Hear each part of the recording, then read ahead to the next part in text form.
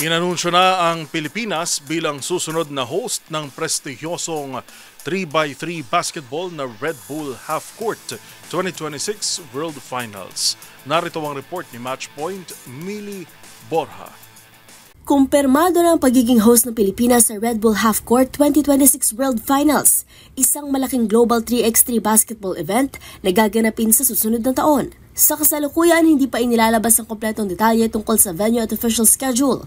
Ngunit kumpirmadong susundan ng bansa ang Dubai bilang pinakahuling host ng prestiyosong palaro. Sa 2025 edition ng kompetisyon na idinaos sa Japan, nanguna ang Egypt sa men's division, habang dinomina naman ng Japan ang women's division.